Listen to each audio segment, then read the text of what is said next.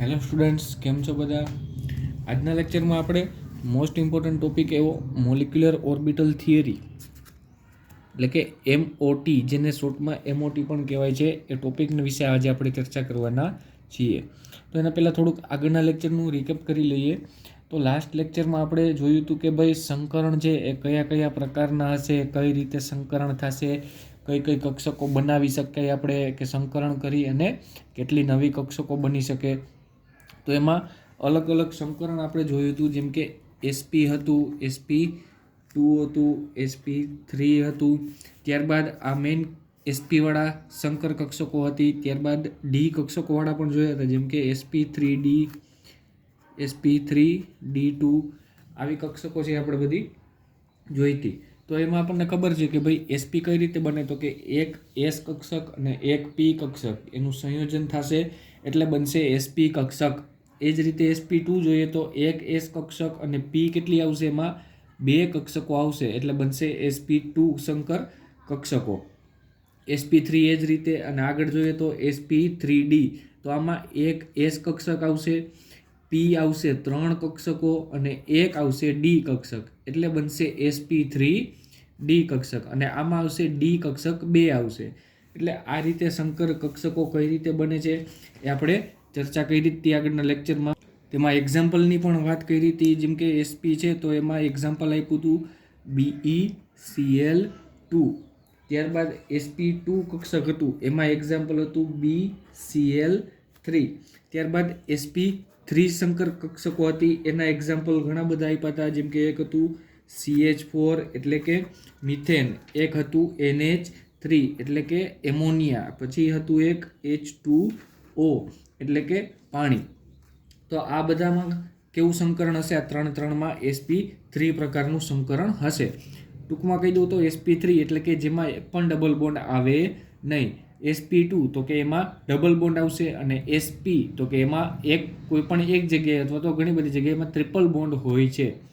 એટલે કે SP3માં બધા બંધ હશે એ કેવા હશે? સિંગલ બંધ એટલે કે સિગ્મા બંધ જ હશે.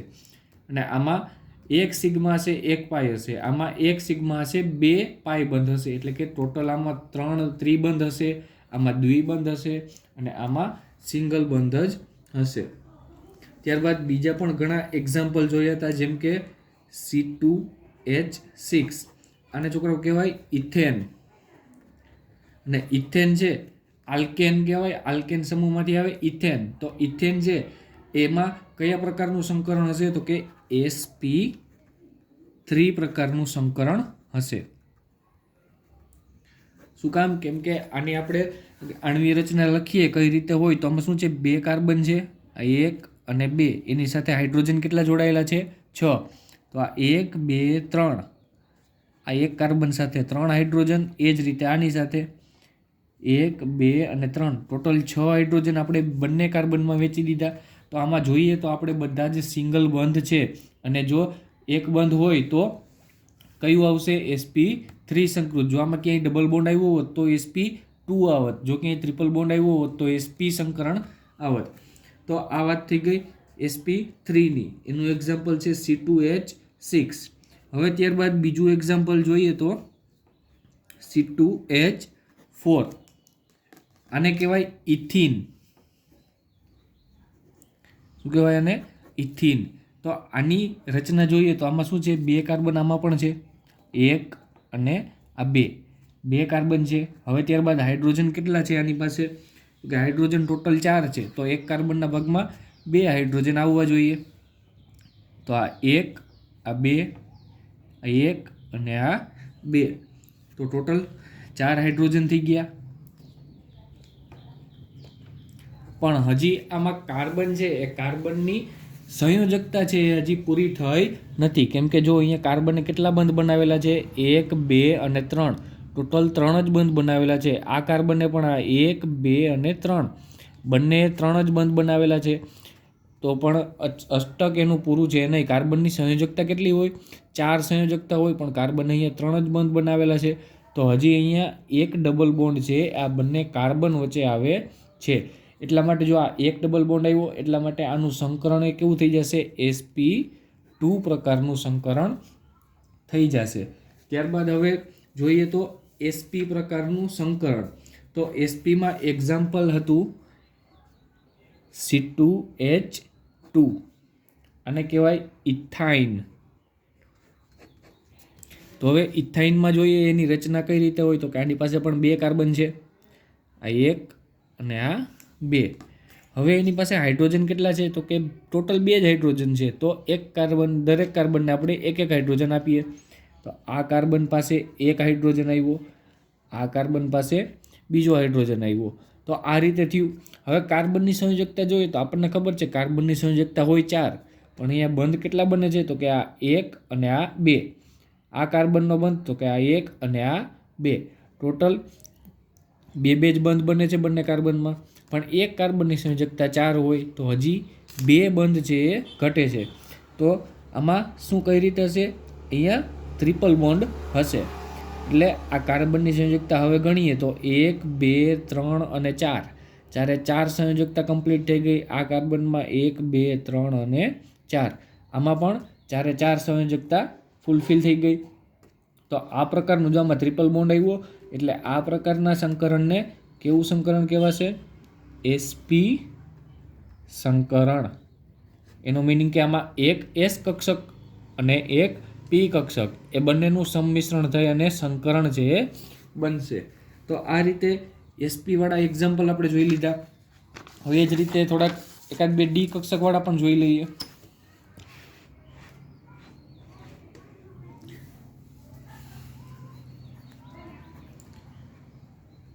ડી કક્ષકોનો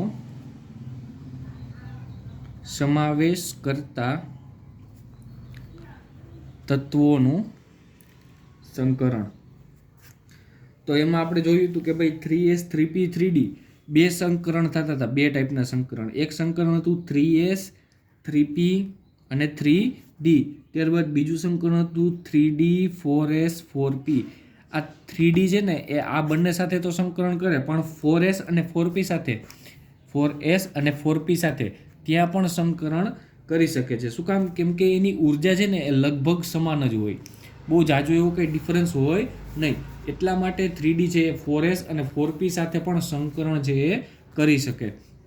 હવે આ કેસમાં શું થતું હતું, તો કે sp3d અને sp3d2 સંકરણ બનતા હતા. એક sp3d અને બીજું sp3d2 સંકરણ. અને આ બાજુના કેસમાં dsp2 અને d2sp3 આ ટાઈપના સંકરણ છે બનતા હતા. ત્યારબાદ એના અમુક આકાર પણ આપણે જોયા હતા. સમતલીય ચોરસ હોય કે જે dsp2 નો આકાર કેવો હશે, સમતલીય ચોરસ હશે. ત્યારબાદ sp3d એનો આકાર હશે ત્રિકોણીય પિરામિડલ. એ રીતે અલગ અલગ આકાર જોયા હતા. ત્યારબાદ sp3d સંકરણ એનું એક્ઝામ્પલ આપણે હતું એ PCl5 ફોસ્ફરસ પેન્ટાક્લોરાઇડ. અને શું કહેવાય, ફોસ્ફરસ પેન્ટાક્લોરાઇડ. આ એનું એક્ઝામ્પલ છે કોનું, કે જેમાં sp3d એક s કક્ષક, 3 p કક્ષક અને 1 d કક્ષક એટલાનું સંમિશ્રણ થાય અને શું કઈ કક્ષક બનાવે છે, sp3d સંકર કક્ષકો બનાવે છે. આનો આકાર જે કંઈક આવો હોય, એક ફોસ્ફરસ છે એ સેન્ટરમાં હશે અને એની આજુબાજુ 5 ક્લોરીન છે જોડાયેલા હોય. એટલે આ 1, આ 2, આ 3, આ 3 ક્લોરીન થયા. હવે એક ક્લોરીન હશે વેજમાં અને બીજો ક્લોરીન હશે ડેશમાં. એટલે એક અબવ ધી પ્લેન અને એક ક્લોરીન હશે બિલો ધી પ્લેન. આ રીતે PCl5 છે એની રચના થાય છે. અને આનો આકાર છે એ આકાર આપણે કેવો લખ્યો હતો, ત્રિકોણીય દ્વિપિરામિડલ. તો આ એનો આકાર થઈ ગયો.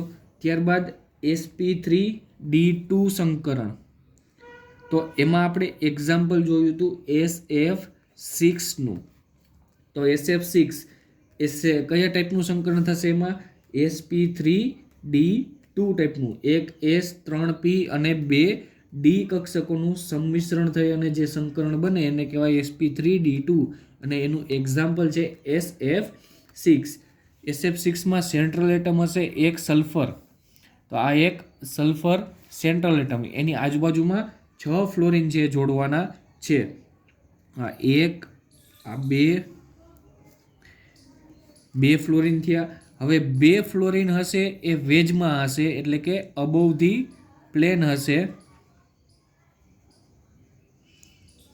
એક ફ્લોરિન આ બાજુ અને 2 ફ્લોરિન હશે એ ડેશમાં હશે, એટલે કે બિલો ધી પ્લેન. આ 2 ફ્લોરિન છે એ ઉપરની બાજુ છે, આ 2 ફ્લોરિન છે એ નીચેની બાજુ છે, અને એક આ એફ આની સાથે અને બીજો આ ફ્લોરિન, આ બંને એક સમતલમાં. તો આ રીતે રચના થઈ SF6ની, અને આ રચનાને કહેવાશે અષ્ટફલકીય.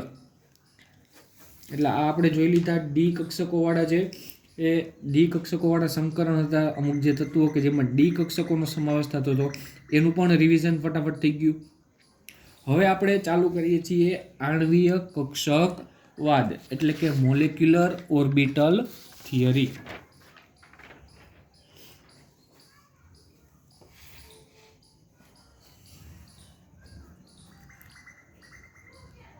આણ્વીય કક્ષકવાદ, મોલેક્યુલર ઓર્બિટલ થિયરી, અને શોર્ટમાં કહેવાય MOT, મોલેક્યુલર ઓર્બિટલ થિયરી. હવે આ પહેલાં તો આપણે એ ખબર હોવી જોઈએ કે ભાઈ આ MOT, આપણે આટલી બધી થિયરી ભાઈ જોઈ. એક તો પહેલાં લુઈસ ડોટ સ્ટ્રક્ચર જોયું, પછી વેસ્પર થિયરી જોઈ, અને હવે આ નવી એવી MOT, મોલેક્યુલર ઓર્બિટલ થિયરી. તો કેટલીક થિયરી ભણવી અને શું કામ ભણવી? તો કે એમાં જેટલી થિયરી હતી આગળ આપણે જેટલી જોઈ, એમાં કંઈક ને કંઈક આપણે ખામીઓ હતી, એ આપણે જોઈ જ લીધી છે બધામાં. પણ આ જે છેલ્લી હમણાં જોઈ VBT theory, valence bond theory, એમાં પણ કંઈક ખામી હતી. છેલ્લે કઈ થિયરી જોઈ? VB theory. એ VB થિયરી છે એમાં અમુક જગ્યાએ ખોટી પડે છે. એટલા માટે આપણે શું કર્યું તો કે આ MOT થિયરી છે એનો સહારો લીધો, કે કંઈક આપણે પરફેક્ટ જો સમજવું હોય તો પરફેક્ટ થિયરી પણ હોવી જોઈએ. એટલે આ VBT થિયરી છે એ ક્યાંક ખોટી પડી. હવે ક્યાંક એ કઈ જગ્યાએ ખોટી પડી? તો કે બે જગ્યા છે કે જે તમને હું કહું છું, જેમ કે એક એક્ઝામ્પલ આપું તો ઓક્સિજન છે. ઓક્સિજન, તો ઓક્સિજન છે એમાં એનો પરમાણુ ક્રમાંક કેટલો હોય? જો 8 હશે ઓક્સિજનનો પરમાણુ ક્રમાંક, તો એની ઇલેક્ટ્રોન રચના લખીએ આપણે તો 1s2, 2s2, 2 ને 2 4 થયા, હજી 4 ઘટે છે, તો પીમાં કેટલા હશે? 4 હશે, 2p4. હવે આને આપણે ડબ્બામાં લખીએ તો આ પહેલો માળ, પહેલા માળમાં એક રૂમ હશે અને એમાં ઇલેક્ટ્રોન કેટલા છે? 2, તો આ 1 અને આ 2. હવે આ બીજો માળ, તો એમાં કેટલા ઇલેક્ટ્રોન છે? 2, આ 1 અને આ 2. હવે ત્રીજો માળ, બીજો માળ, એમાં પી બ્લોક, તો પી બ્લોક એમાં 3 રૂમ હશે, 1, આ 2 અને આ 3. આ 3 રૂમ છે અને એમાં ઇલેક્ટ્રોન કેટલા છે ભાઈ? 4 છે. તો આ 1 ઇલેક્ટ્રોન, આ બીજો ઇલેક્ટ્રોન, આ ત્રીજો ઇલેક્ટ્રોન અને ચોથો ઇલેક્ટ્રોન ફરીથી આવશે પહેલા બોક્સમાં. તો આ રીતે એની ઇલેક્ટ્રોન રચના હશે ઓક્સિજનની. હવે આમાં આપણે જોઈએ તો અત્યારે 2 જગ્યાએ 2 રૂમમાં અનપેર્ડ ઇલેક્ટ્રોન બેઠા છે. હવે અનપેર્ડ ઇલેક્ટ્રોન જે હોય ને, અનપેર્ડ ઇલેક્ટ્રોન, એ વસ્તુ હંમેશા પેરામેગ્નેટિક હોય. કેવી હોય? પેરામેગ્નેટિક. પણ ઓક્સિજન છે એ ક્યારેય સિંગલ એટમ તરીકે વર્તતો નથી, એ હંમેશા ડાયએટોમિક હોય. એટલે કે હંમેશા કેવો હશે? O2 ના ફોર્મમાં હશે. એટલે એનો મિનિંગ શું થાય? તો કે આ જે 2 અનપેર્ડ ઇલેક્ટ્રોન છે ને, એ 2 અનપેર્ડ ઇલેક્ટ્રોન પેરિંગ થઈ જશે. કોની હારે? તો કે બીજા ઓક્સિજનના પરમાણુ સાથે. એ કઈ રીતે? તો કે બીજો ઓક્સિજન હશે એની પણ આ જ રીતે સેમ ટુ સેમ ઇલેક્ટ્રોન રચના હશે. હવે એ બંને કમ્બાઈન થઈ જશે, તો એનો મતલબ શું થશે? આ છેલ્લા બોક્સ છે બંને, એમાં હજી એક ઇલેક્ટ્રોન એડ થઈ જશે, અને એક ઇલેક્ટ્રોન એડ થઈ જાય તો છેલ્લો જે આપણો રૂમ છે, 3 રૂમ, એ કંઈક આવી રીતે થઈ જશે.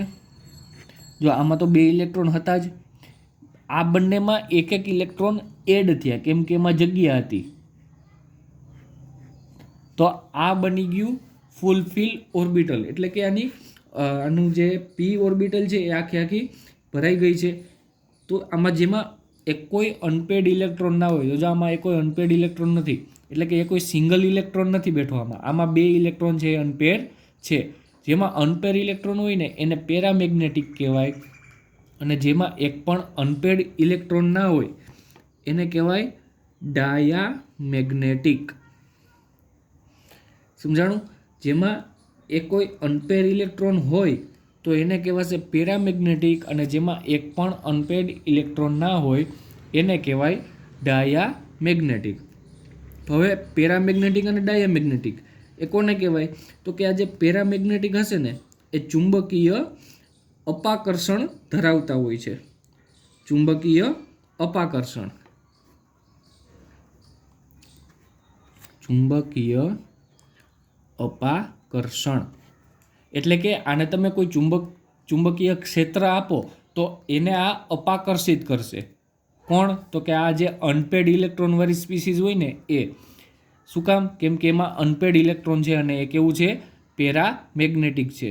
પણ જો ડાયામેગ્નેટિકની વાત કરીએ તો ડાયામેગ્નેટિક છે એ શું કરશે? તો કે ચુંબકીય ક્ષેત્રમાં જ્યારે આપણે એની નજીક લઈ જઈશું આપણે, તો ચુંબકીય આકર્ષણ કરશે. એટલે કે ચુંબકીય ક્ષેત્ર હોય એના પ્રત્યે આકર્ષણ ધરાવશે, જે વસ્તુ ડાયામેગ્નેટિક છે એ. અને ડાયામેગ્નેટિક કોણ હોય? તો કે જેમાં એક પણ અનપેર ઇલેક્ટ્રોન ના હોય એને કહેવાય ડાયામેગ્નેટિક. અને એ કેવા હશે? તો કે આકર્ષણ ધરાવતા હશે કોના પ્રત્યે? ચુંબકીય ક્ષેત્ર પ્રત્યે. અને પેરામેગ્નેટિક હશે એ કેવા હશે? કે જેમાં અનપેડ ઇલેક્ટ્રોન હોય એ. અને એ કેવા હશે? તો કે ચુંબકીય અપાકર્ષણ ધરાવતા હશે. તો આ ખબર પડી ગઈ આપણને પેરામેગ્નેટિક અને ડાયામેગ્નેટિક કોને કહેવાય એ. તો આમાં અને બીજું એક એક્ઝામ્પલ છે XeF2, આને ઝેનોન ફ્લોરાઇડ પણ કહેવાય. તો આમાં વળી શું એવું બધું થઈ ગયું કે વીબીટી છે એ સમજાવી ના શકી? તો કે આમાં તો ખબર છે, જો આ ઝેનોન છે, ઝેનોન, અને ઝેનોન કઈ બાજુથી આવે છે? કે ઉમદા વાયુઓમાંથી આવે છે. અને ઉમદા વાયુઓ, કોઈ પણ વસ્તુ ઉમદા વાયુમાં ક્યારે જાય? તો કે એને કોઈ એ બધા સંસારની મોહમાયામાંથી ઉપર વયા ગયા હોય. એટલે કે આને કોઈ વસ્તુની જરૂર ના હોય, ઇલેક્ટ્રોન મેળવવાની પણ ના હોય, ઇલેક્ટ્રોન ગુમાવવાની પણ જરૂર ના હોય. એટલે કે બધી મોહમાયામાંથી કેવા છે? ઉપર ઉઠી ગયેલા છે. એને ઉમદા વાયુમાં બેસાડવામાં આવે. તેમ છતાં પણ આ ઝેનોન છે એ ફ્લોરિન સાથે બંધ શું કામ બનાવે? એ વીબીટી થિયરી છે, એ વીબી થિયરીથી આપણને ખબર પડે નહીં. કેમ કે ઝેનોન છે એનું અષ્ટક પહેલેથી જ પૂરું હોય, એમાં ઇલેક્ટ્રોન ઘટતા પણ નથી, ઇલેક્ટ્રોન વધારે પણ નથી. તેમ છતાં એ ફ્લોરિન સાથે જઈ અને બંધ શું કામ બનાવે છે એ આપણને વીબી થિયરીથી ખબર પડે નહીં. એ બધી આપણને ખબર પડશે શેનાથી? MOTથી, એટલે કે મોલેક્યુલર ઓર્બિટલ થિયરીથી. તો આ તો ખ્યાલ પડી ગયો. બીજું એક્ઝામ્પલ ઝેનોન F2. તો આ જ રીતે હવે આગળ જોઈએ કે આમાં કઈ રીતે છે એમઓટી કઈ રીતે આપણને ફાયદો કરશે, આપણને વધારે માહિતી મેળવવા માટે. તો એમાં પહેલાં જો આપણે પરમાણુ વિશે માહિતી મેળવતા હતા ત્યારે એમાં પરમાણવીય કક્ષક આવતી હતી. પરમાણુમાં શું આવતું હતું? પરમાણવીય કક્ષકો. હવે આપણે વાત કરશું આખો અણુ જ્યારે બની જાય છે, એટલે કે 2 પરમાણુ હોય એ એકબીજામાં જ્યારે મિશ્ર થઈ જશે, જોઈન્ટ થઈ જશે એકબીજા સાથે, ત્યારે શું બનશે? અણુ બનશે. તો અણુની જે કક્ષક હોય એને કેવી કક્ષક કહેવાય? તો કે આણ્વીય કક્ષક. પરમાણુની કક્ષક હોય એને કહેવાય પરમાણવીય કક્ષક. તો અણુની જે કક્ષક હશે એને શું કહેવાશે? આણ્વીય કક્ષક કહેવાય. અને આમાં પણ ગમે ત્યારે બંધ નહીં બની જાય. આમાં પણ કંઈક એવા નિયમો છે કે જેના આધારે જ આ એમઓટી થિયરી છે, એના પોતાના કંઈક નિયમો છે કે એ સમજાવવા માટે કે કઈ રીતે બંધન બનશે, કઈ રીતે સંકરણ થશે, હાઇબ્રિડાઇઝેશન થશે, એ બધું સમજાવે છે કોણ? MO theory. તો આમાં પણ આગળનું એકાદ બે નિયમ છે એનું પુનરાવર્તન થાય છે, જેમ કે સમાન ઉર્જા અને સમાન સમમિતિવાળા પરમાણુ જ એકબીજા સાથે એની જે આણ્વીય કક્ષકો હોય એ એકબીજામાં મિશ્ર કરી શકે. એટલે કે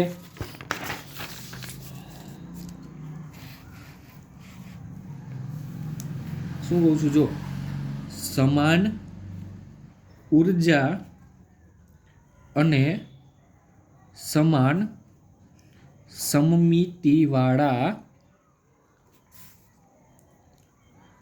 પરમાણુઓ જ આણ્વીય કક્ષક બનાવી શકે. હવે પરમાણુ છે, કોઈ પરમાણ્વીય કક્ષક હોય એ જ્યારે એકબીજામાં સંમિશ્રિત થાય ત્યારે જે કક્ષક બનાવે એને શું કહેવાશે? આણ્વીય કક્ષક કહેવાશે. કેમ કે પરમાણુ એકબીજામાં મિશ્ર થઈ જાય તો બની જશે અણુ, અને અણુની જે કક્ષક હશે એને આપણે શું કહીએ છીએ? આણ્વીય કક્ષક. તો એમાં પેલી વસ્તુ તો એ છે કે જો સમાન ઉર્જા અથવા તો લગભગ સમાન ઉર્જા, એટલે કે એવું જરૂરી નથી કે સમાન જ હોવી જોઈએ, એક્ઝેક્ટ સમાન હોય એ જરૂરી નથી, પણ એની વચ્ચેનો જે ડિફરન્સ છે ને એ ડિફરન્સ ઘણો ઓછો હોવો જોઈએ. એ વધારે હોય તો એકબીજામાં સંમિશ્રણ થશે નહીં. અને બીજું કે સમમિતિ. તો સમમિતિ કોને કહેવાય? તો કે સમમિતિ એટલે એવી વસ્તુ કે જેની આપણે એકબીજા ઉપર મૂકી દઈએ તો એ નીચેની વસ્તુ જે આપણને દેખાય નહીં. ફોર એક્ઝામ્પલ, જો અહીંયા કંઈક આપણે 5નો સિક્કો મૂકું, આ એક 5નો સિક્કો મૂક્યો મેં, બરાબર. હવે આની એક્ઝેક્ટ ઉપર હું બીજો 5નો સિક્કો મૂકું તો આપણને નીચેનો સિક્કો છે એ દેખાય નહીં. એટલે એનો મતલબ શું? તો કે બંને સમમિત છે, એટલે કે એકદમ સરખા છે. બીજું એક્ઝામ્પલ, જો હાથમાં આપણે જોઈએ તો હાથ આપણે જો આવી રીતે હાથ રાખશું, આવી રીતે એક હાથ આ રીતે અને એક હાથ આ રીતે, તો આને સમમિત કહેવાય. કેમ કે જો બધી આંગળીઓ છે, આ અંગૂઠો છે એ એકબીજા ઉપર આવી ગયા છે. પણ એના બદલે જો એક હાથ આમ રાખું, બીજો હાથ આ રીતે રાખું, તો આમાં આંગળીઓ તો એકબીજા ઉપર આવશે પણ આ અંગૂઠા છે એ અલગ અલગ થઈ ગયા. એટલે આને કહેવાય અસમમિત. એટલે સમમિત કોને કહેવાય? તો કે એકબીજા ઉપર અધ્યારોપિત કરી શકીએ તો એને કહેવાશે સમમિત. એટલે આમાં સમમિતિ પણ જરૂરી છે અને સમાન ઉર્જા હોવી પણ જરૂરી છે. હવે ફોર એક્ઝામ્પલ, જો હું તમને એક એસ કક્ષકનું ઉદાહરણ આપું તો એસ કક્ષકમાં તો કંઈ એવું છે જ નહીં. જો પહેલાં તો પરમાણુ હોય તો આ એક પરમાણુ છે, આ બીજો પરમાણુ છે. હવે આ બંને પરમાણુ છે એને એકબીજામાં સંમિશ્રણ કરવું છે તો એમાં બંને વચ્ચે કયા કયા આકર્ષણ બળો લાગે છે, કયા કયા અપાકર્ષણ બળો લાગે છે એ તો આપણે વાત કરી દીધી છે. આનું જે ન્યુક્લિયસ એટલે કે આનું જે કેન્દ્ર હશે એ ધન વીજભારિત હશે. તો એ ધન વીજભારિત હોય તો એ સામેવાળાના ઇલેક્ટ્રોનને પોતાની તરફ ખેંચે. એના ઇલેક્ટ્રોનને તો ખેંચશે જ, પણ એની સાથે સાથે આના જે ઇલેક્ટ્રોન હશે એની હારે પણ આકર્ષણ બળ લગાડે છે. આનું જે કેન્દ્ર છે એ પણ એ જ રીતે એના ઇલેક્ટ્રોનને અને સામેવાળા પરમાણુના ઇલેક્ટ્રોનને પણ પોતાની તરફ આકર્ષિત કરશે. હવે ત્યારબાદ આના જે ઇલેક્ટ્રોન છે એ આના કેન્દ્રને આકર્ષિત કરશે. ત્યારબાદ આ બીજો પરમાણુ છે એના ઇલેક્ટ્રોન છે એ પણ આનું કેન્દ્ર હશે એને આકર્ષિત કરશે. ઓવરઓલ તમને કહું તો આ બંને વચ્ચે થાય છે શું? આકર્ષણ થાય છે. હવે આકર્ષણ થશે તો એકબીજાની નજીક આવશે, અને નજીક આવશે તો શું થશે? તો કે એ બંને વચ્ચે બંધ છે એ બનશે. તો આમાં અત્યારે હજી બંધ બન્યો નથી.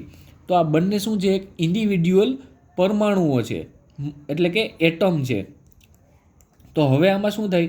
તો આ પરમાણુ હોય તો એની કક્ષકની વાત કરીએ, આ જે પરમાણુ છે એના કક્ષકની જો આપણે વાત કરીએ તો એને કહેવાશે પરમાણ્વીય કક્ષક.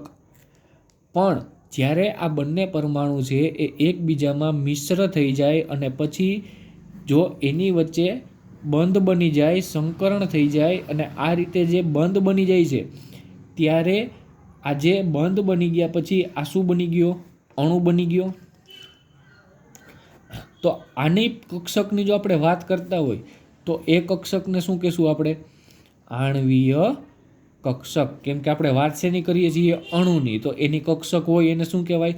આણ્વીય કક્ષક. જો પરમાણુની વાત કરતા હોય તો એની કક્ષકને શું કહેવાય? પરમાણ્વીય કક્ષક કહેવાય. રેડી? ક્લિયર થઈ ગયું આટલું? કોને કહેવાય આણ્વીય કક્ષક, કોને કહેવાય પરમાણ્વીય કક્ષક. તો હવે આમાં એક એક્ઝામ્પલ દ્વારા સમજીએ. સિમ્પલ જ એક્ઝામ્પલ લઈએ હાઇડ્રોજનનું. તો એમાં આ જ રીતે હશે. આ એક હાઇડ્રોજનનો પરમાણુ, આ બીજો હાઇડ્રોજનનો પરમાણુ H2, બે હાઇડ્રોજનના પરમાણુ એકબીજામાં સંમિશ્રિત થશે અને શું કરશે? આ બંધ બનાવશે આ રીતે. હવે આ અણુ બની ગયો હાઇડ્રોજનનો અણુ બની જશે તો એની જે કક્ષકો હશે એને કેવી કક્ષકો કહેવાશે? આણ્વીય કક્ષક. અને બીજું કે આ આખી સ્પીસીસ છે એમાં ઇલેક્ટ્રોન પ્રાપ્ત કરવાની ઇલેક્ટ્રોન હાજર હોવાની સૌથી વધારે મેક્સિમમ પોસિબિલિટી છે ને એ આ બંને કેન્દ્રો હોય ને એની વચ્ચે, એટલે કે જ્યાં સંમિશ્રણ થયું હોય. તો સંમિશ્રણ ક્યાં થયું? આટલા ભાગમાં થયું સંમિશ્રણ. તો આટલા ભાગમાં ઇલેક્ટ્રોન હોવાની મેક્સિમમ પોસિબિલિટી હોય. સૌથી વધારે પોસિબિલિટી ક્યાં હશે ઇલેક્ટ્રોન હોવાની? તો કે આ બંને હાઇડ્રોજન કે જ્યાં સંમિશ્રણ થાય છે એકબીજામાં, જ્યાં બંધ બનાવે છે ત્યાં જ હોવાના છે બંને ઇલેક્ટ્રોન. એક તો હોય હાઇડ્રોજન પાસે મૂળ એક ઇલેક્ટ્રોન, આની પાસે પણ મૂળ એક ઇલેક્ટ્રોન હશે. અને એ હશે ક્યાં? તો કે બંને વચ્ચે જે બંધ બન્યું હોય ત્યાં હશે. એનો મતલબ આ એરિયો અને આ એરિયો એ કેવો હશે? ઇલેક્ટ્રોન વગરનો હશે. સૌથી વધારે ઇલેક્ટ્રોન ક્યાં આપણને જોવા મળશે? તો કે એ બંનેની વચ્ચે. હવે એનો મતલબ એવો થયો કે આ વચ્ચેના ભાગમાં ઇલેક્ટ્રોનની ઘનતા વધુ હોય. જ્યાં ઇલેક્ટ્રોન વધારે હશે ત્યાં ઇલેક્ટ્રોનની ઘનતા પણ કેવી હશે? વધારે જ હોવાની છે. હવે ઇલેક્ટ્રોનની ઘનતા વધારે હોય એનો મતલબ એવો થશે કે ત્યાં ઋણ વીજભાર વધારે હશે. ઇલેક્ટ્રોન કેવા હશે? ઋણ હશે. તો ત્યાં શું હશે? ઋણ વીજભાર વધુ હશે. હવે ઋણ વીજભાર જ્યાં વધુ હોય ત્યાં જ ધન વીજભાર પ્રત્યે આકર્ષણ પણ વધારે હશે. એટલે શું વધારે હશે? આ આકર્ષણ વધુ હશે. તો તમને કોઈ એમ પૂછે કે ભાઈ હાઇડ્રોજન અણુ છે એમાં સૌથી વધારે આકર્ષણ ક્યાં લાગતું હશે? તો કે જ્યાં એનું સંકરણ થતું હોય ત્યાં. તો એ આપણને આ ડાયાગ્રામ ઉપરથી ખબર પડી ગઈ. તો હવે જ્યારે આ બંને હાઇડ્રોજન પરમાણુ છે એ જ્યારે એકબીજામાં સંયોજન થશે ત્યારે જે અણુ બનશે એની કક્ષક હશે આણ્વીય કક્ષક. અને એના ઇલેક્ટ્રોન ક્યાં જોવા મળશે? તો કે એના જ્યાં બંધ બનતો હશે, જ્યાં કક્ષકોનું સંમિશ્રણ થતું હશે ત્યાં જ આપણને ઇલેક્ટ્રોન છે એના જોવા મળતા હોય. અને બીજું કે જ્યારે બે પરમાણુ હોય એ બે પરમાણુ એકબીજામાં સંયોજાય ત્યારે હંમેશા બે પ્રકારની આણ્વીય કક્ષકો છે એ આપણને બહાર પડે છે. જો શું કહું છું હું? જ્યારે બે પરમાણ્વીય કક્ષકો એટલે કે હજી એનું સંકરણ થયું નથી, સંમિશ્રિત થયા નથી, અલગ અલગ પરમાણુ બેઠા છે. જ્યારે બે પરમાણ્વીય કક્ષકો એકબીજામાં સંયોજન થાય, કક્ષકો એકબીજામાં સંયોજન પામે ત્યારે બે આણ્વીય કક્ષકો બને છે. જ્યારે બે પરમાણ્વીય કક્ષકો હોય એ એકબીજામાં સંમિશ્રિત થાય, એકબીજામાં સંયોજાય ત્યારે બે આણ્વીય કક્ષકો બને છે. એ બે બને છે એમાંથી પહેલી હશે બંધકારક આણ્વીય કક્ષક, બીજી હશે બંધ પ્રતિકારક આણ્વીય કક્ષક. આ બે પ્રકારની કક્ષકો હોય ને એ પરમાણ્વીય કક્ષકોના સંયોજાવાથી બનતી હોય. અને આ બંને કેવી છે? આણ્વીય કક્ષકો છે. એક કઈ છે? તો કે બંધકારક આણ્વીય કક્ષક અને બીજી છે બંધ પ્રતિકારક આણ્વીય કક્ષક. તો આના નામ ઉપરથી આપણને ખબર પડી જશે કે આ બંધકારક એનો મતલબ શું થાય? તો કે આ કક્ષક છે એ બંધ બનવામાં મદદ કરે છે, અને આ છે બંધ પ્રતિકારક, એટલે કે આને બંધ બનાવવામાં જરાય રસ છે નહીં. તો એવી કક્ષકો પણ હશે, અને એક કક્ષક આ કેવી હશે, આ કે જેને બંધ બનાવવામાં રસ છે એવી કક્ષકો. હવે આમાંથી આ જે પહેલા ટાઈપની કે જે બંધકારક આણ્વીય કક્ષક છે, એ બંધકારક આણ્વીય કક્ષક હશે, એની ઉર્જા ઓછી હશે. કેવી હશે? આની ઉર્જા ઓછી હશે. અને બંધ પ્રતિકારક કક્ષક છે એની ઉર્જા વધુ હશે. અને કેમિસ્ટ્રીમાં આપણને ખબર છે કે જેની ઉર્જા ઓછી હશે એ વધુ સ્થાયી હશે, અને જેની ઉર્જા વધારે હશે એ કેવો હશે? ઓછો સ્થાયી હશે. તો આ કેવો થશે? ઓછો સ્થાયી. અને આ કેવો હશે? વધુ સ્થાયી. શું કામ? કેમ કે એની ઉર્જા ઓછી છે, એને બહુ કાંઈ, જો બીજું આપણે નોર્મલ એક્ઝામ્પલ આપણે આપીએ તો એવો આ બે અલગ અલગ ટાઈપના માણસો છે. એક માણસ કેવો છે? તો કે જેને એકબીજા માણસો સાથે એને બોન્ડિંગ બનાવવામાં મજા આવે છે, એટલે કે દોસ્તાર બનાવવામાં, નવા નવા ફ્રેન્ડ બનાવવામાં એને પસંદ પડે છે. અને તો એવા માણસો હોય એ કેવા હશે? વધુ સ્થાયી હશે. કેમ કે એને કોઈને ક્યારેક જરૂર પડી હશે ત્યારે એના સાથ દેવા માટે, એનું હેલ્પ કરવા માટે ઘણા બધા માણસો છે એ આવશે. પણ આ બીજો પ્રકારનો માણસ છે એ કેવો છે? એકબીજા સાથે ઝઘડો કરવામાં આ વધારે માને છે. તો એકબીજા સાથે ઝઘડો કરે તો એને જ્યારે ખરેખર હેલ્પની જરૂર હોય ત્યારે કોઈ ફ્રેન્ડ છે એની પાસે આવે નહીં. એટલે કે એ કેવો હશે? અસ્થાયી હશે. ગુસ્સામાં હશે તો અસ્થાયી હશે, અને આ કેવો હશે? એકદમ શાંત હશે, સ્થાયી હશે.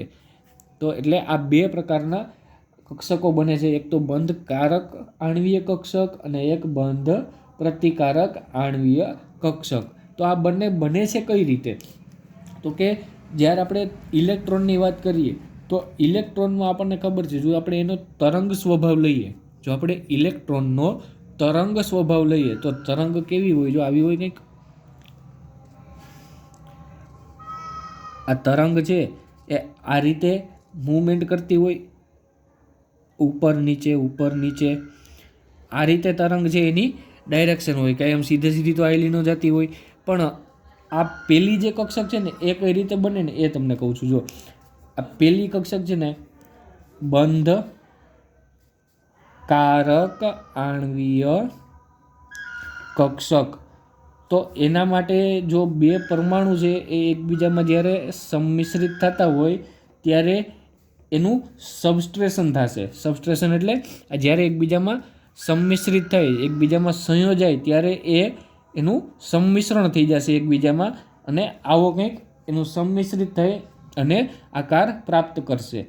આવું જે સંમિશ્રિત થાય એને કહેવાશે રચનાત્મક વ્યતિકરણ. શું કામ? કેમ કે રચના થાય છે ને આમાંથી. કેની રચના થાય છે? બેના સંયોજનવાળી કક્ષકની રચના થાય છે, એટલે આને શું કહેવાય? રચનાત્મક વ્યતિકરણ. અને બીજો ટાઈપ કયો છે? આ બંધ પ્રતિકારક. બંધ પ્રતિકારક આણ્વીય કક્ષક. તો એમાં શું થતું હશે? તો જ્યારે આમાં બે પરમાણુ છે એકબીજામાં સંયોજાય ત્યારે એ બંનેનું ડિસ્ટ્રેક્શન થાય. ડિસ્ટ્રેક્શન એટલે કે એની વચ્ચે બંધ બને નહીં. શું કામ? કેમ કે એને રસ જ નથી બંધ બનાવવામાં. એટલે કંઈક આવી રીતે બનશે.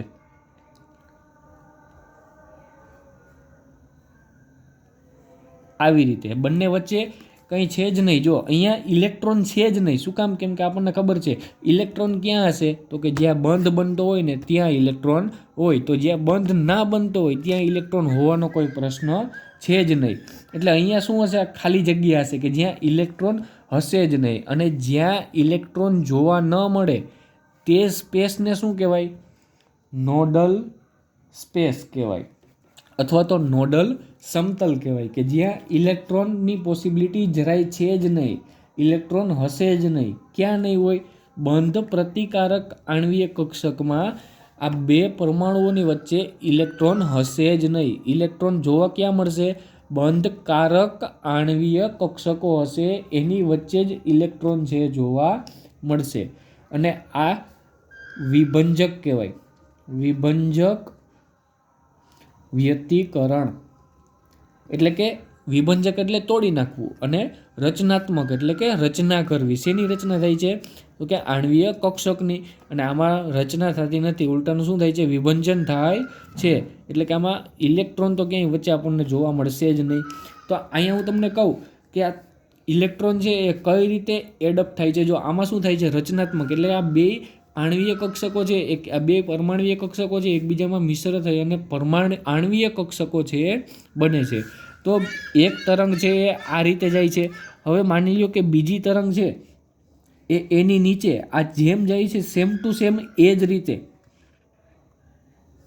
જેમ જાય છે એ જ રીતે સેમ ટુ સેમ જો બે તરંગો છે એ એકબીજામાં મિશ્ર થાય તો એનાથી બનતી નવી તરંગ છે એ કેવી હશે? તો કે મોટી હશે એનાથી.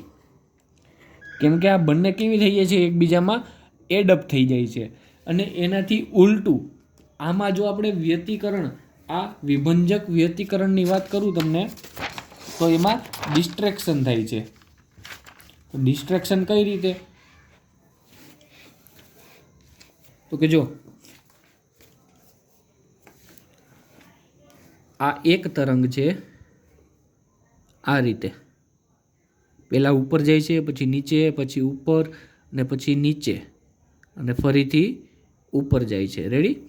હવે આ જ રીતે બીજી તરંગ દોરું છું હું અને એ આ પહેલાં ઉપરથી જાય છે ને, તો આ તરંગ છે એ પહેલાં નીચેથી જાય છે, પછી ઉપર, પછી નીચે, પછી ઉપર અને આ રીતે જાય છે.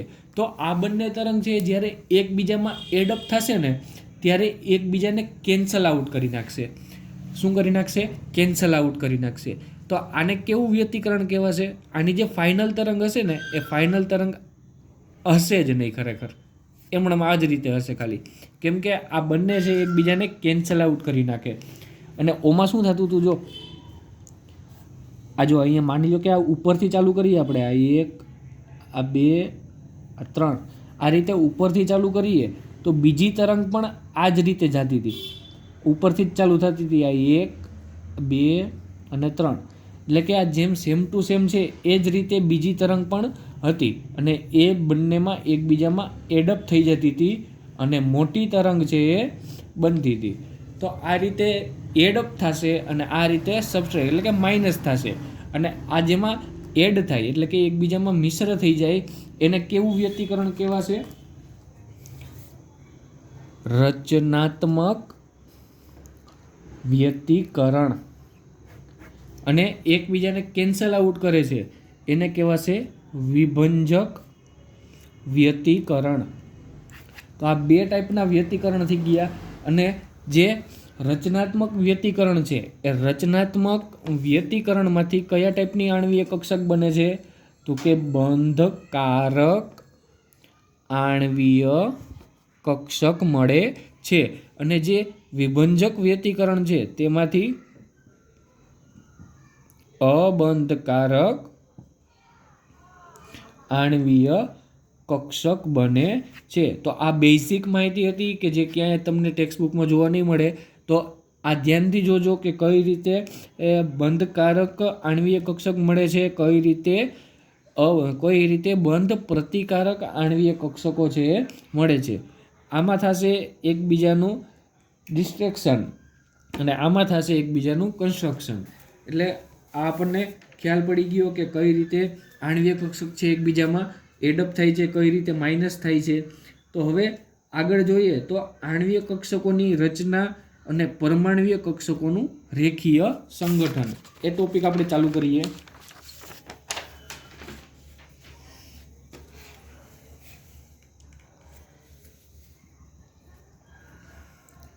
આણ્વીય કક્ષકોની રચના અને પરમાણ્વીય કક્ષકોનું રેખીય સંગઠન. શેનું જોઈએ તો આણ્વીય કક્ષકોની રચના જોવાની છે કે એની રચના કેવી હશે, અને બીજું શું જોવાનું છે કે પરમાણ્વીય કક્ષકોનું સંગઠન કઈ રીતે થાય છે. કઈ રીતે થાય છે તો કે રેખીય રીતે. એને શોર્ટમાં કહેવાય છે LCAO. એટલે કે linear combination of atomic orbital. Linear એટલે રેખીય, કોમ્બિનેશન એટલે સંગઠન, એટોમિક એટલે કે આણ્વીય, એટોમિક એટલે પરમાણ્વીય, અને ઓ એટલે કે ઓર્બિટલ એટલે કે પરમાણ્વીય કક્ષકોનું રેખીય સંગઠન. તો એમાં આપણે જોઈએ તો એમાં જે ઇલેક્ટ્રોન છે એ ઇલેક્ટ્રોન રચના આમાં પણ આપણે પોલી, આફબાવ અને વુન્ડનો જે નિયમ છે એના ઉપરથી લખવાની છે. ઇલેક્ટ્રોન રચના લખવામાં તો કંઈ ફેરફાર થશે નહીં, એમાં તો જે નિયમ હતા એ જ નિયમ રહેશે. પણ આપણે જે ઇલેક્ટ્રોનની વાત કરીએ તો એને દર્શાવવા માટે આપણે સાઈનો યુઝ કરતા હતા. શેમાં? તરંગ પ્રકાશ શાસ્ત્રમાં. તરંગ પ્રકાશ શાસ્ત્રમાં આપણે ઇલેક્ટ્રોનનું જે ઇક્વેશન હતા એ ઇક્વેશન શેનાથી ડિનોટ કરતા હતા? તો કે સાઈથી. તો સાઈથી આપણે ડિનોટ કરતા હતા. પરમાણ્વીય કક્ષક હોય તો એને શેનાથી ડિનોટ કરવામાં આવે છે? સાઈથી. હવે માની લો કે આપણી પાસે બે પરમાણ્વીય કક્ષકો છે. એક તો પરમાણ્વીય કક્ષક એ, તો એને સાઈમાં લખીએ તો સાઈ એ, અને બીજું છે પરમાણ્વીય કક્ષક બી, તો એને શું કહીએ આપણે? સાઈ બી. સાઈ તો શેના ઉપરથી આવે? તો કે એ તો ખબર જ છે આપણને, શ્રોડિંજર ઇક્વેશન હતું. શ્રોડિંજરનું જે ઇક્વેશન હતું એના ઉપરથી જ આ બધી સિમ્બોલ છે એ બધા આપ્યા હતા આપણે. ત્યારબાદ હવે શ્રોડિંજરની વાત કરીએ તો શ્રોડિંજર ઇક્વેશન છે એ હંમેશા આપણે જો એક સિંગલ ઇલેક્ટ્રોન હોય ને તો એના માટે જ આપણે એને ઉકેલી શકીએ. પણ એક કરતાં વધારે જો ઇલેક્ટ્રોન આવે ને તો એ શ્રોડિંજર ઇક્વેશનથી ઉકેલી શકાતા નથી. એટલા માટે આ નવો ટોપિક આવ્યો LCAO. શું કામ આવ્યો નવો ટોપિક? કેમ કે શ્રોડિંજર ઇક્વેશન છે ને એ કોઈ પણ એક ઇલેક્ટ્રોનવાળી સ્પીસીઝ હોય ને એના માટે જ સરળતાથી ઉકેલી શકાય. જો બે કે તેથી વધારે ઇલેક્ટ્રોન આવે ને તો શ્રોડિંજર ઇક્વેશનને ઉકેલવું ખૂબ જ હાર્ડ પડી જાય. એટલા માટે આપણે આ સિમ્પલ, સાદો અને એવો સરળ છે એ ટોપિક છે એના વિશે જાણીએ છીએ. LCAO, linear combination of atomic orbital. હવે આમાં આપણને એ તો ખબર જ છે, કોન્સ્ટિટ્યુટિવ ઇન્ટરફિયર્સ એટલે કે રચનાત્મક વ્યતિકરણ. રચનાત્મક વ્યતિકરણ અને બીજું કયું છે? વિભંજક વ્યતિકરણ. તો આમાં રચનાત્મક વ્યતિકરણ એનાથી શું થતું હતું? કે બંધકારક આણ્વીય કક્ષક. અને આનાથી શું બનતું હતું? બંધ પ્રતિકારક આણ્વીય કક્ષક. રચનાત્મકથી બનશે બંધકારક આણ્વીય કક્ષક અને વિભંજકથી બનશે બંધ પ્રતિકારક આણ્વીય કક્ષક. અને બીજું કે આ જે બંધકારક હશે એ બંધકારકને આપણે સિગ્મા વડે લખશું. અને બંધકારક હશે એમાં શું થશે? તો કે સરવાળો થશે. કેમ કે મેં તમને જે તરંગો દોર્યા હતા એ તરંગો એકબીજામાં એડઅપ થતા હતા, એડ થઈ જતા હતા, અને એક ફાઇનલ મોટું તરંગ જે બનતું હતું. તો આમાં શું થશે? એડ થશે. શેનું એડિશન થશે? તો કે આ જે કક્ષકો બની જ ને, આપણે આની જ વાત કરીએ તો સાઈ એ અને સાઈ બી એની જ વાત કરીએ તો આમાં શું થશે? સિગ્મા બરાબર સાઈ એ પ્લસ સાઈ બી. હવે વાત કરીએ બંધ પ્રતિકારકની. તો બંધ પ્રતિકારક એટલે કે વિભંજક વ્યતિકરણ. તો એમાં શું થશે? તો કે એમાં એકબીજાને તરંગો હતા એ કેન્સલ આઉટ કરતા હતા. તો કેન્સલ આઉટ કરે તો એનો મતલબ શું થતું હતું? માઇનસ થતું હતું. તો આમાં શું આવશે? સિગ્મા સ્ટાર બરાબર સાઈ એ માઇનસ સાઈ બી. તો આ બની ગયું એનું ઇક્વેશન. જો આને કહેવાશે સાઈ અને આને કહેવાશે સાઈ સ્ટાર. સાઈ કોને કહેવાશે? તો કે બંધકારક આણ્વીય કક્ષકને કહેવાશે સાઈ. બંધ પ્રતિકારક આણ્વીય કક્ષકને કહેવાશે સિગ્મા સ્ટાર. આને કહેવાશે સિગ્મા અને આને કહેવાશે સિગ્મા સ્ટાર. બંધકારકમાં શું થશે? સરવાળો. બંધ પ્રતિકારકમાં થશે બાદબાકી. રેડી? તો આ એની બેઝિક માહિતી થઈ ગઈ. હવે એના કંઈક થોડીક એવી શરતો આપણને આપેલી છે કે પરમાણ્વીય કક્ષકો હોય તો એનું જો આપણે સંમિશ્રણ કરવું હોય તો એના માટેનું જે સંગઠન કરીએ છીએ આપણે આ LCAO એ કઈ રીતે થશે એની અમુક શરતો છે એ જોઈ લઈએ.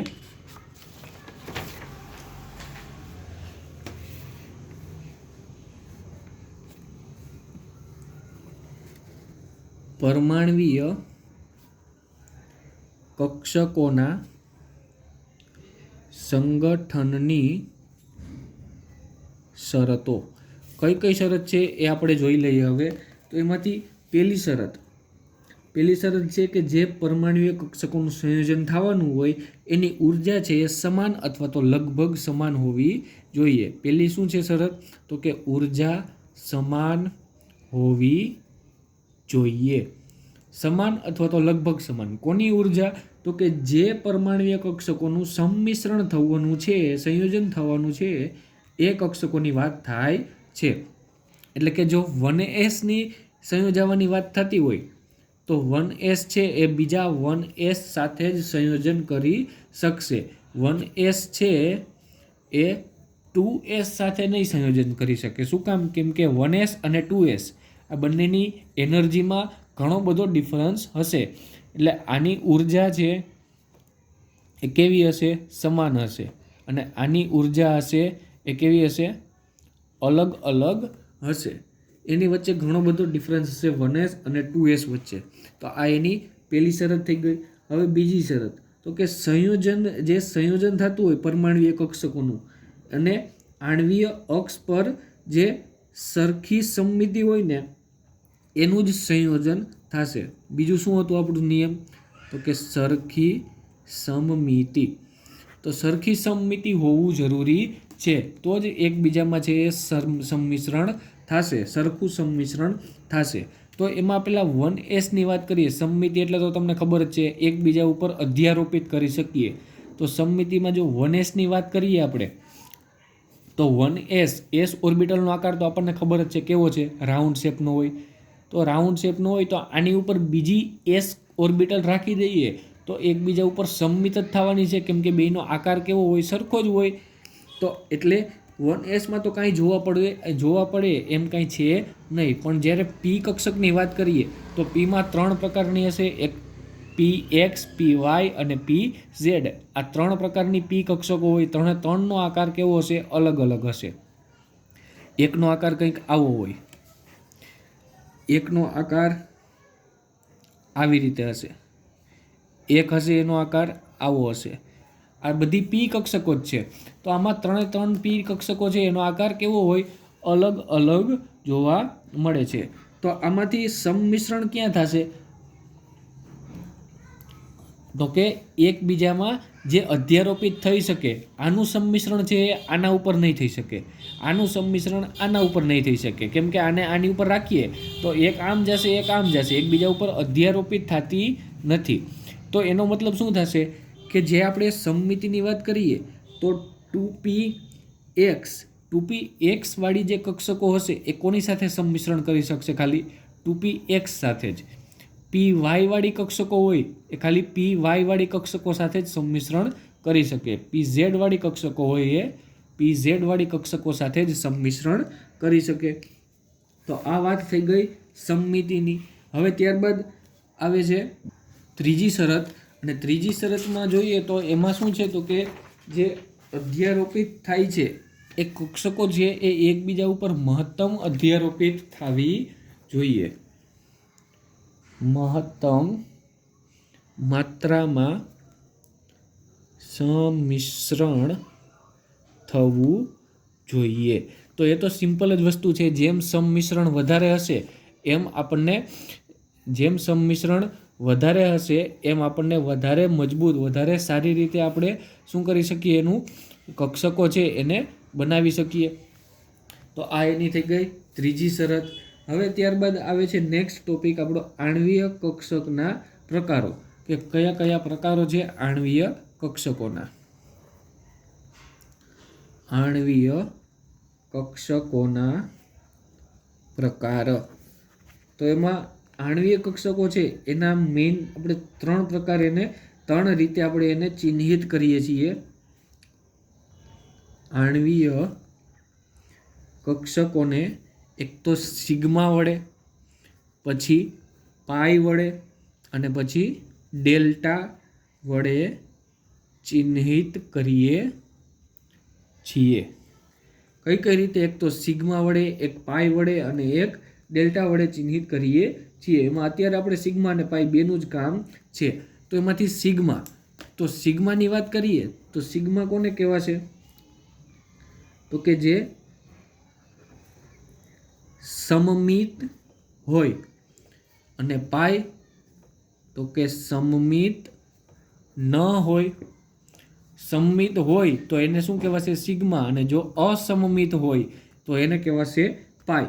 તો સમમિત એટલે કે જો આવો આકાર હોય, માની લ્યો કે આને આપણે વચ્ચેથી બે ભાગ કરીએ તો આ ઉપરનો ભાગ અને નીચેનો ભાગ બંને કેવા છે? સરખા છે, એટલે કે આ સમમિત છે.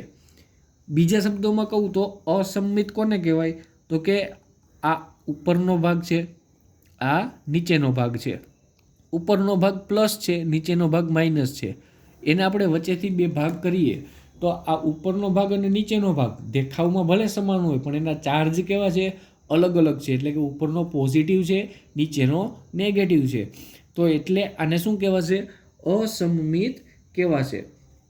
હવે આપણે એક્ઝામ્પલની વાત કરીએ તો 1s કક્ષક હોય એનું જ્યારે સંયોજન થાય, કોનું? 1s કક્ષકનું સંયોજન થાય ત્યારે 1sમાં તો કંઈ ઉપાધિ હોય નહીં. આકાર કેવો હશે એનો? સ્ફેરિકલ, રાઉન્ડ જ હશે. એટલે કે આ એક 1s કક્ષક, આ બીજી 1s કક્ષક, જ્યારે એનું સંમિશ્રણ થશે એકબીજામાં, મેં શું કીધું હતું કે જ્યારે બે પરમાણ્વીય કક્ષક હોય એ સંયોજાય ત્યારે આપણને બે આણ્વીય કક્ષક મળશે. કેટલી આણ્વીય કક્ષક મળે? બે આણ્વીય કક્ષક મળે. એમાંથી એક કઈ હશે? તો કે બંધકારક, અને એક હશે બંધ પ્રતિકારક. એમાંથી જે આ બંધકારક છે એ કેના લીધે થાય? રચનાત્મક વ્યતિકરણ. અને આ કેનાથી થાય? તો કે વિભંજક વ્યતિકરણ. તો આ બે પ્રકારના આણ્વીય કક્ષકો મળશે. અને આ બાજુ જોઈએ તો આમાં બંધકારક વ્યતિકરણ થશે. એ કેવું હશે? આવી રીતે હશે. આ એકબીજામાં એડઅપ થઈ અને આવી રીતે 1s કક્ષક બનાવી નાખશે. ત્યારબાદ અને આ બંધકારક હશે એને કહેવાશે શું? જો સમમિત છે, આ સમમિત એટલે કે આના વચ્ચેથી બે ભાગ કરીએ આપણે તો ઉપર ને નીચે બંને બાજુ શું કેવું આવે છે? સમાન જ આવે છે. તો આ કેવું હશે? આ સમમિત હોય તો સિગ્મા. તો સિગ્મા અને કઈ કક્ષક લીધી છે? 1s. તો આને શું કહેવાય? સિગ્મા 1s બંધકારક આણ્વીય કક્ષક. સિગ્મા 1s બંધકારક આણ્વીય કક્ષક. હવે આ બાજુ આવીએ બંધ પ્રતિકારકમાં. તો બંધ પ્રતિકારક હોય તો એનો મતલબ એવો કે આનું સંમિશ્રણ થયું નથી.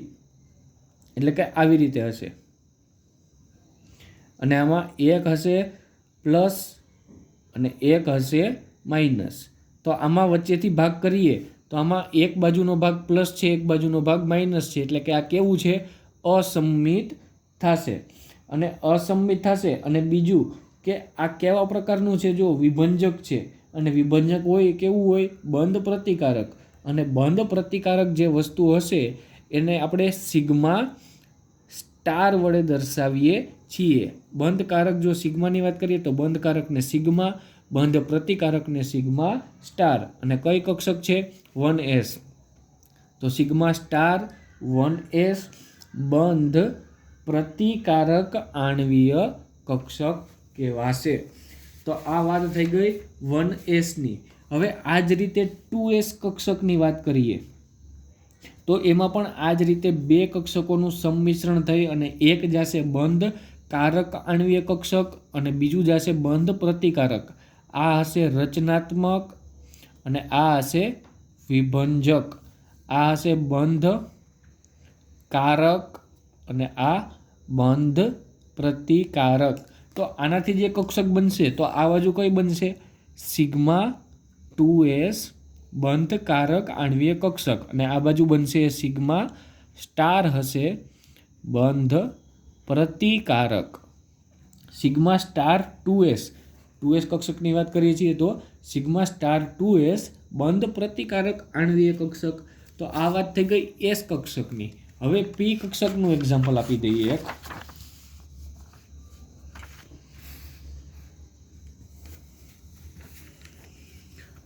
પી કક્ષકો. તો પી કક્ષકોની વાત કરીએ તો એમાં આવી રીતે હશે એનો આકાર. તો આમાં જોઈએ તો એક હશે આ રીતે પોઝિટિવ હશે અને એક નોબ હશે એનો નેગેટિવ. આ માઇનસ આ પ્લસ આ એક કક્ષક થઈ. હવે આ જ રીતે બીજી કક્ષક આ એક અને આ બે ધન સંમિશ્રણ થાય તો એનો મતલબ આ ભાગ કેવો રાખીએ આપણે ધન અને આ બીજો છે એ ઋણ. હવે આ બંને જ્યારે એકબીજામાં જ્યારે પરમાણ્વીય કક્ષક એકબીજા સાથે સંયોજાય ત્યારે બે આણ્વીય કક્ષકો બનાવશે. એમાંથી એક હશે બંધકારક અને એક હશે બંધ પ્રતિકારક. તો બંધ પ્રતિકારક અને બંધકારક. બંધકારક છે એ શેનાથી થશે? રચનાત્મક વ્યતિકરણથી. અને આ હશે વિભંજક વ્યતિકરણથી. તો રેડી, આ બે પ્રકારની આણ્વીય કક્ષકો મળી જશે આપણને. હવે આનો આકાર છે એ કંઈક આવો હશે. આ માઇનસ હશે, આ એની સાથેનો નાનો નોબ છે એ પ્લસ, એ જ રીતે આનો નાનો નોબ છે એ માઇનસ અને આ હશે એ પ્લસ. તો આ છે જો આ બંધકારક છે અને બંધકારક છે તો કેવું હશે? સિગ્મા હશે. અને સિગ્મા પછી કઈ કક્ષકની વાત કરીએ છીએ આપણે? પી કક્ષકની, એટલે કે 2p ઝેડ કહી દઈએ કોઈ પણ ચાલે. અને આ બાજુ અબંધકારક તો એમાં શું હશે? Sigma star 2p Z. આમાં આ રીતે આ માઇનસ, આ વચ્ચેનો ભાગ છે એ પ્લસ અને સાઈડનો છે એ માઇનસ. તો આ બંધકારક અને બંધ પ્રતિકારક. બંધકારક હશે એ સિગ્મા 2py અને બંધ પ્રતિકારક હોય એ સિગ્મા 2py અથવા તો ઝેડ કોઈ પણ ચાલે. હવે આપણે વાત કરીએ, અત્યાર સુધી આ સિગ્માની વાત કરી, હવે આપણે પાઈ કક્ષકોની વાત કરીએ. પાઈ કક્ષકો. તો પાઈ કક્ષકો હોય એ આપણે જોયું હતું કે કેવા હોય? અસમમિત હોય છે. તો અસમમિત હોય એને કહેવાશે પાઈ કક્ષકો અને જે સમમિત હશે એને કહેવાશે સિગ્મા કક્ષકો. તો અસમમિત આ કેવા હશે? બધા અસમમિત હોય છે.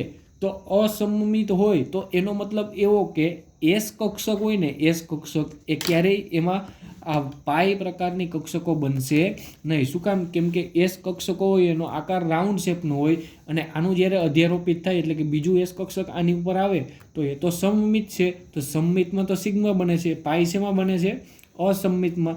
તો આ તો અસમમિત હોય જ નહીં એસ. તો એસ ક્યારેય અસમમિતમાં એટલે કે પાઈ સાથે આવશે નહીં. તો આમાં એસ પ્રકારનું સંયોજન છે ક્યારેય બનશે નહીં. તો આમાં કેવું સંયોજનો બનશે? પી વાળા સંયોજનો બનશે.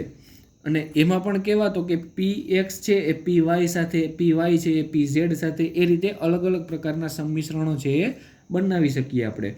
જેમ કે એક્ઝામ્પલ આપું તમને તો જો આ ઉપરનો નોબ, આ નીચેનો નોબ.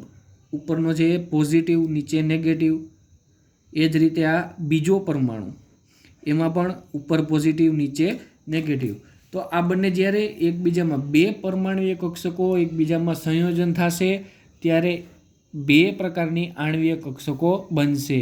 એક હશે બંધકારક, એક હશે બંધ પ્રતિકારક. બંધકારક હશે એ શેનાથી બનશે? રચનાત્મક વ્યતિકરણથી. અને આ હશે એ વિભંજક વ્યતિકરણથી બનશે. હવે આ રચનાત્મકથી જે બને છે એ કંઈક આવું હશે. જો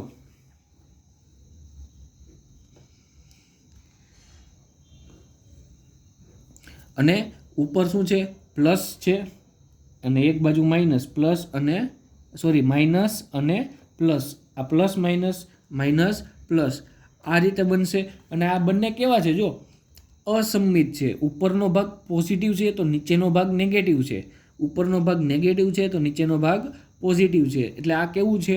અસમમિત છે. અને અસમમિત છે એટલે શેમાં રાખ્યું આપણે? પાઈમાં રાખ્યું. અને આ બાજુ એટલે કે અબંધકારકમાં જોઈએ તો અબંધકારકમાં કંઈક આવી રીતે હશે. ઉપરનો ભાગ અને આ નીચેનો ભાગ. ઉપરનો ભાગ પોઝિટિવ, નીચેનો ભાગ નેગેટિવ. તો આમાં આને શું કહેવાશે? બંધકારકમાં હશે એને, આને પાઈ કહેવાશે. અને કઈ કક્ષકની વાત કરીએ છીએ આપણે? તો કે પી કક્ષકની વાત કરીએ છીએ.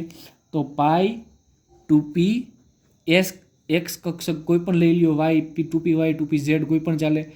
એટલે કે પાઈ 2p એક્સ. અને નીચે અબંધકારકમાં વાત કરીએ તો ઉપર સ્ટાર લાગી જશે, પાઈ સ્ટાર 2p એક્સ. તો આ રીતે આ એક્સ લીધું આપણે. એ જ રીતે આપણે જો વાયની વાત કરીએ એટલે કે વાય કક્ષક હોય એની વાત કરીએ 2p વાયની. 2p વાય સંયોજાય તો એમાંથી બે પ્રકારની કક્ષકો મળશે, આણ્વીય કક્ષકો. એક હશે બંધકારક અને બીજી હશે અબંધકારક. બંધકારક હશે એ શેનાથી બનશે? તો કે રચનાત્મકથી. અને એને શું કહેવાશે? પાઈ 2p વાય. અને અબંધકારક હશે એને કહેવાશે પાઈ સ્ટાર 2p વાય. એ જ રીતે 2p ઝેડની વાત કરીએ તો એમાંથી પાઈ 2p ઝેડ અને પાઈ સ્ટાર 2p ઝેડ. આ બે પ્રકારની કક્ષકો છે એ આપણને જોવા મળશે. તો આ એના પ્રકારો થઈ ગયા સિગ્મા અને પાઈ. હવે નેક્સ્ટ ટોપિક, આણ્વીય કક્ષકોના શક્તિ સ્તર આલેખ. ખૂબ જ મહત્વનો ટોપિક છે છોકરાઓ, આણ્વીય કક્ષકોના શક્તિ સ્તર આલેખ. શક્તિ સ્તર વિશે આપણે જોવાનું છે. અને આ એ આપણે હવે આવતા લેક્ચરથી આપણે સ્ટાર્ટ કરશું. એના શક્તિ સ્તર ક્યાં ક્યાં છે, કેટલા છે, કઈ રીતે એને દોરવામાં આવે છે, યાદ રાખવામાં આવે છે, બધું આપણે શીખશું આવતા લેક્ચરમાં. રેડી? તો આજના લેક્ચરમાં આટલું રાખીએ.